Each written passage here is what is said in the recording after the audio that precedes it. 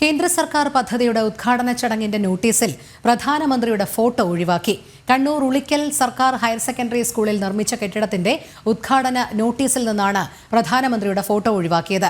പ്രധാനമന്ത്രി ജൻ വികാസ് കാര്യക്രം പദ്ധതിയിൽ ഉൾപ്പെടുത്തി നിർമ്മിച്ചതാണ് കെട്ടിടം. മിഥുൻ പിള്ള ചേരുന്നു. മിഥുൻ, കേന്ദ്ര സർക്കാർ പദ്ധതിയുടെ ഉദ്ഘാടന ചടങ്ങിൽ നിന്നാണ് പ്രധാനമന്ത്രിയുടെ ഫോട്ടോ ഒഴിവാക്കിയിരിക്കുന്നത്. തികച്ചും ആസൂത്രിതമായൊരു നീക്കം തന്നെയല്ലേ? രോഹിണി, നാളെയാണ് ഈ കെട്ടിടത്തിന്റെ ഉദ്ഘാടനം നടക്കേണ്ടത്. ഏതാണ്ട് 49,10,000 രൂപ ചെലവിട്ടുകൊണ്ടാണ് 5 ക്ലാസ് മുറികളുടെ നിർമ്മാണം പൂർത്തിയാക്കിയിരിക്കുന്നത്. കേന്ദ്ര സർക്കാർ പദ്ധതിയായ പ്രധാനമന്ത്രി ജൻവികാസ് കാര്യക്രം പദ്ധതിയിൽ ഉൾപ്പെടുത്തിക്കൊണ്ടാണ് ഈ ഒരു കെട്ടിടത്തിന്റെ നിർമ്മാണം പൂർത്തിയാക്കിയിരിക്കുന്നത്.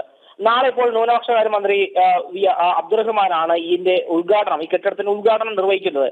എന്നാൽ ഈ കെട്ടിടത്തിന്റെ ഉദ്ഘാടന ചടങ്ങുമായി ബന്ധപ്പെട്ട് അച്ചടിച്ച് പുറത്തിറക്കിയ നോട്ടീസിൽ എവിടെയും പ്രധാനമന്ത്രിയുടെ ഒരു ചിത്രം ഇല്ല എന്നതാണ് ഉയർന്ന പ്രധാന വിമർശനം.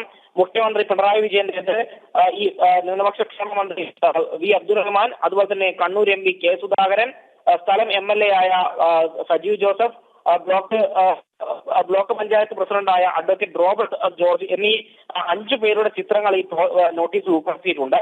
എന്നാൽ കേന്ദ്ര പദ്ധതിയാണ്. ആ കേന്ദ്ര പദ്ധതിയുടെ ഭാഗമായി പ്രധാനമന്ത്രിയുടെ ചിത്രം ഇതിൽ ഉൾപ്പെടുത്താൻ ഇവർ തയ്യാറായിട്ടില്ല. സംഭവവുമായി ബന്ധപ്പെട്ട് വലിയ പ്രതിഷേധം ഉയർന്നിട്ടുണ്ട്. ഈ പ്രദേശത്തെ BJP പ്രവർത്തകർ, BJP നേതൃത്വം നോട്ടീസ് കത്തിച്ചുകൊണ്ട് പ്രതിഷേധിക്കുന്ന ഒരു സാഹചര്യം ഉണ്ടായിട്ടുണ്ട്.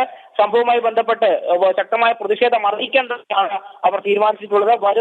അടുത്ത ദിവസമാണ് ഉദ്ഘാടന പരിപാടി നടക്കുന്നത്.